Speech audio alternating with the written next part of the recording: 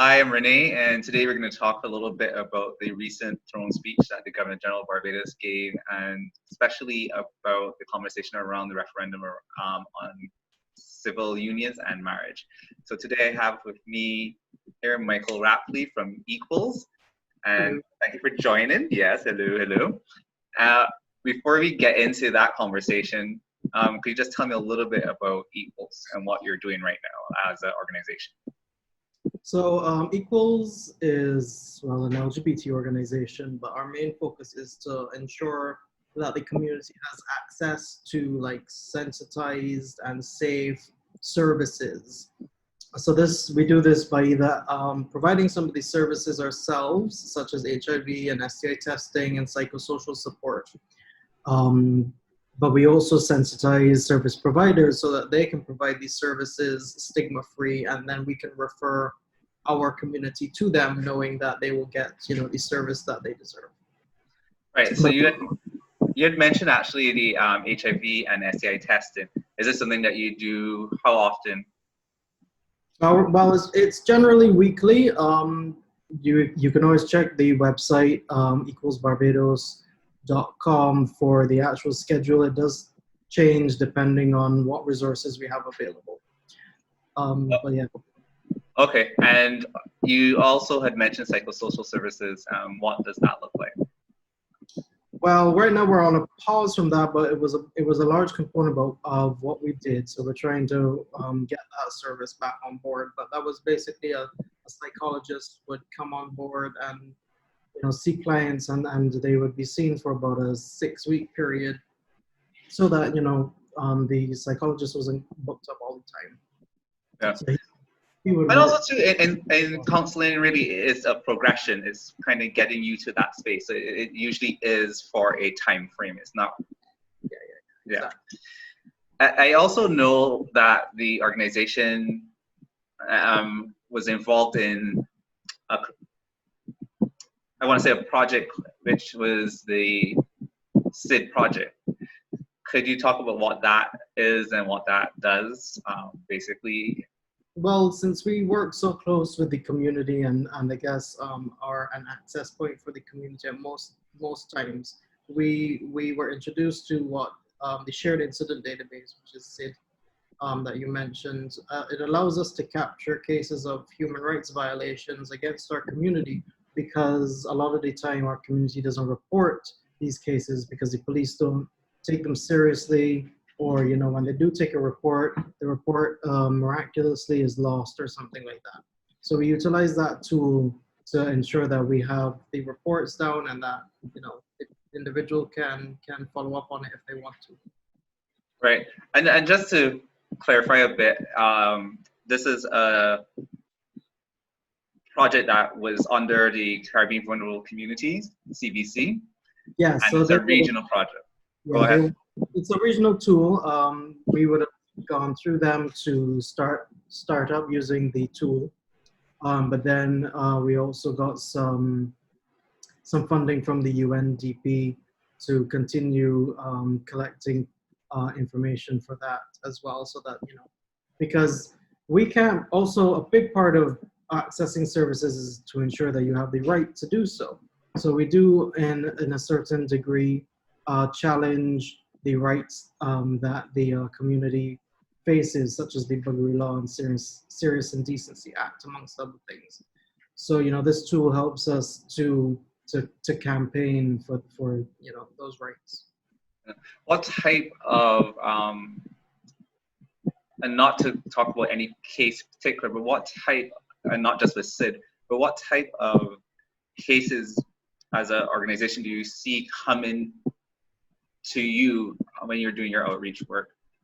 Well, a lot of the time it's usually when people have like an immediate issue happening to them. So a lot of the time we actually see people coming to us because they've been kicked out of the house, or they've lost their job. I mean, that's definitely a thing now with COVID, but a lot of the time there's that, and then there's sometimes violence that is perpetuated against them that they come and report, and they want to get away from that situation. So those are some of the things that that we see as well, which is a little beyond our capacity, but we do what we can to rectify the situation.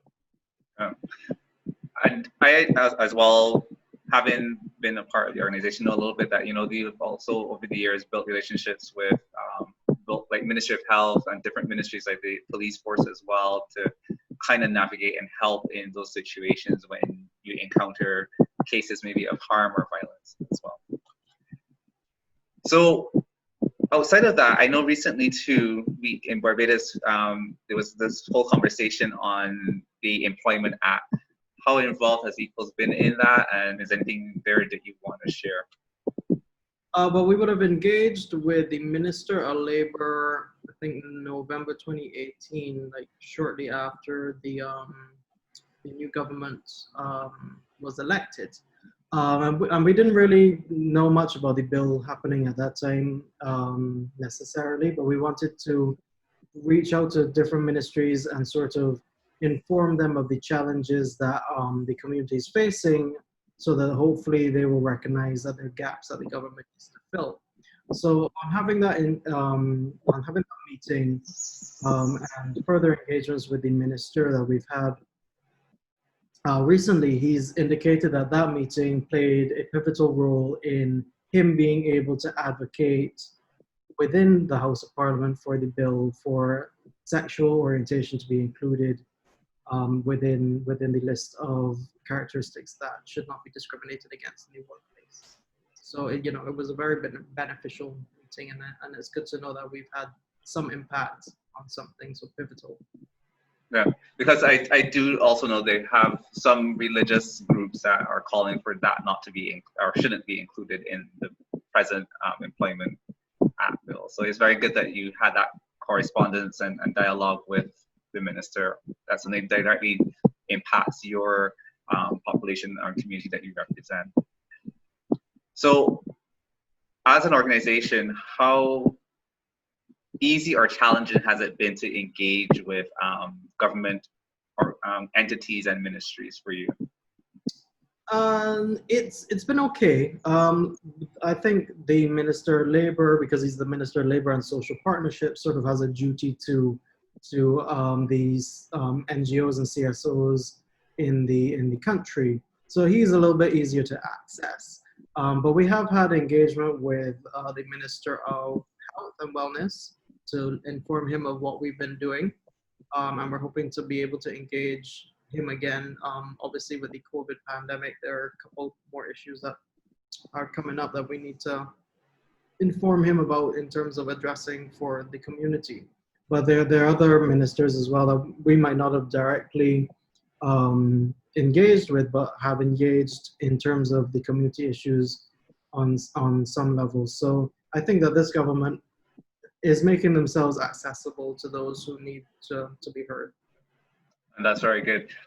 You just mentioned health and wellness, and it reminded me as well when we were talking earlier about some of the services that you offer. I know that you also have a PrEP program. How is that going?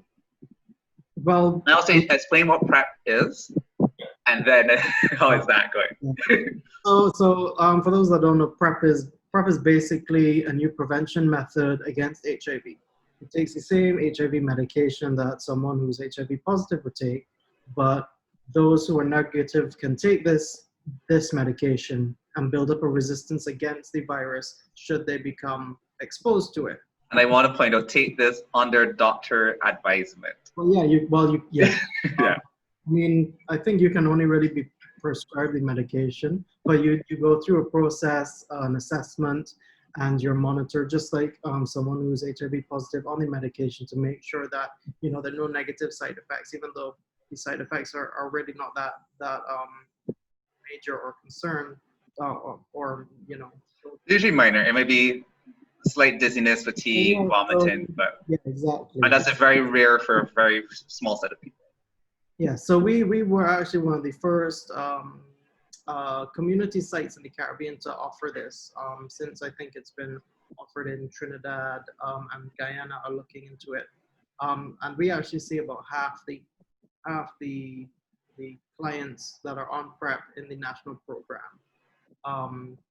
So you know, we're playing a pivotal role in making sure that our community has access because they are a higher risk.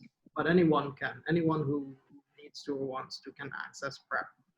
Of course, right now with COVID, the procurement of PrEP is a bit of an issue. So I don't think that they're starting new people at the moment. But you know, you can always check and either check with us or call the Lady Mead reference unit to see if you know if it's available.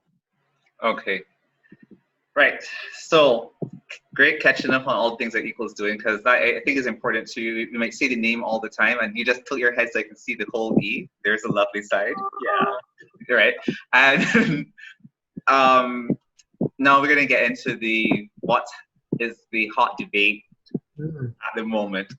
So yesterday, I think actually should go back. It's 2 days ago. So the throne speech was given, and quickly on social media we saw people talking. And then yesterday was Brass Tacks.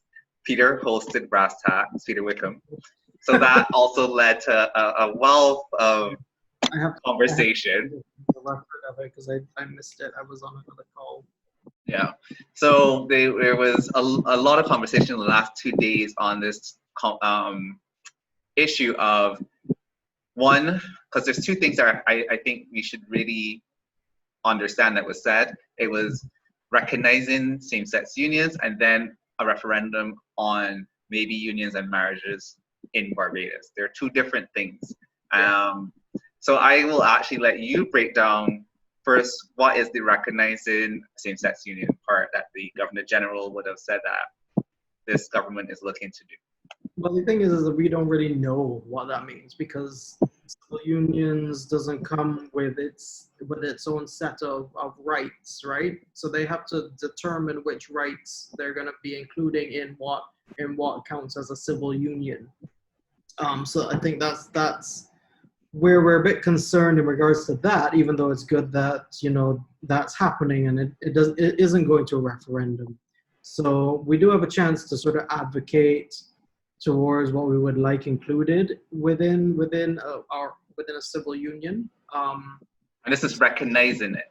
Yeah, recognizing it. So, for example, maybe it's something like being able to designate your next of kin, or get a mortgage with someone that you live with, being your life partner in this case. So, yeah, these are some of the examples of things that we're hoping for within a civil union. Right, and recognizing the civil unions. Then there's the other topic, which is now speaking of a referendum.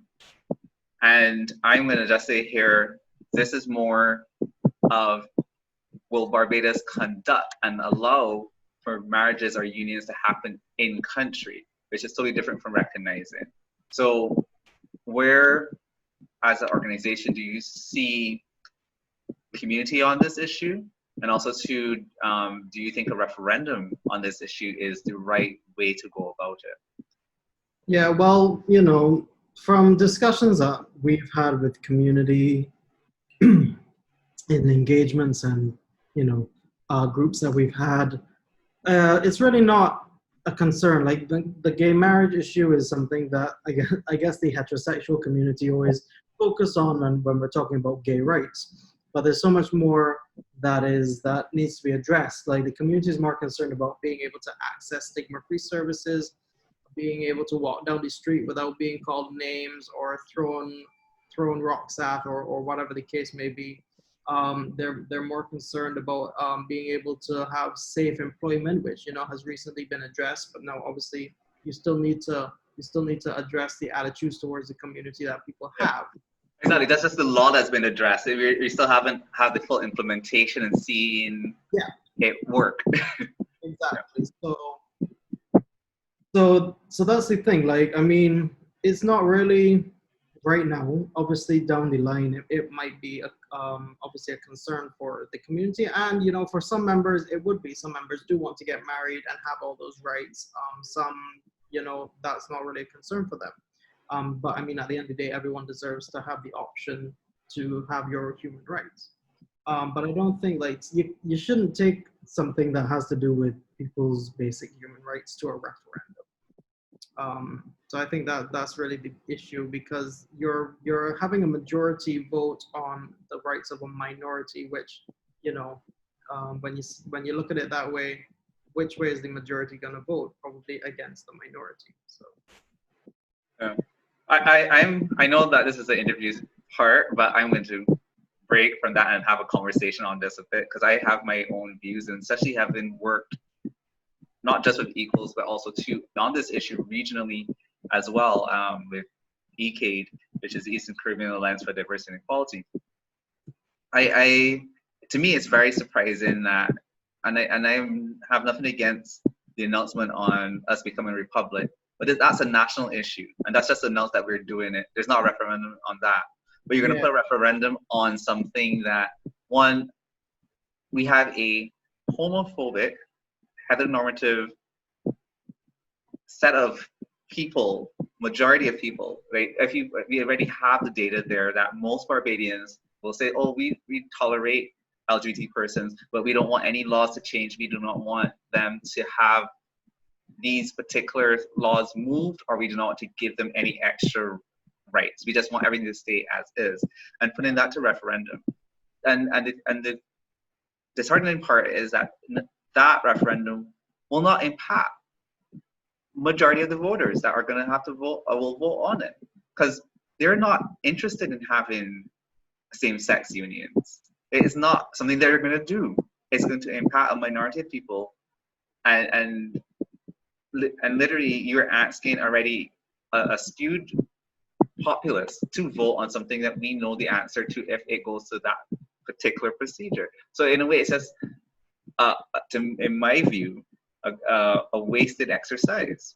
Yeah, exactly. Like, I mean, like going republic should be the same thing as Brexit. You know, that had to go to a referendum. This case should really, it really should. But then, you know, human rights is another story altogether. Yeah, but and I agree with something that you said too, right? Really, when it comes to things around human rights, we shouldn't need to have a referendum on. I mean, Barbados in its history, if it had referendums, when they looked at changing the family laws, they would not have sort of protections in the family law that they have today.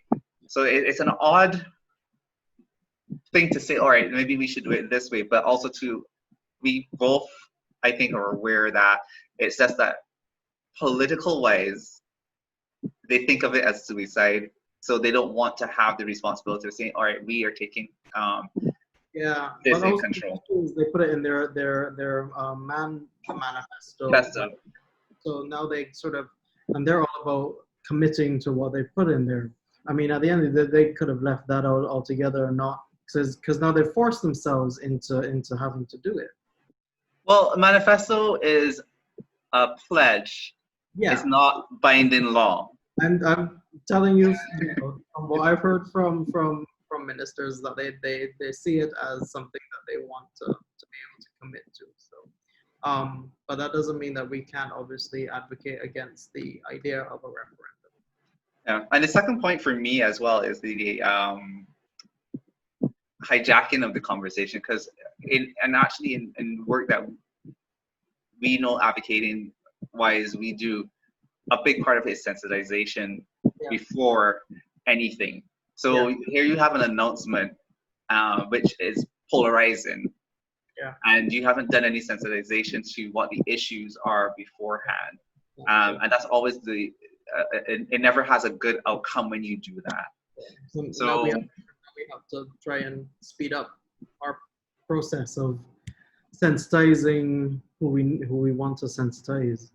Yeah, and also too, a lot of it takes away from the conversation that you were actually saying earlier, and this is why I think for me in this, I asked questions a particular way, like, what is it that y'all are doing? That's a lot of work, and that gets glazed over because the conversation that becomes only about marriage, which is a small issue. Yes. All right, I'll get off my soapbox and get back to interviewing. But yeah, so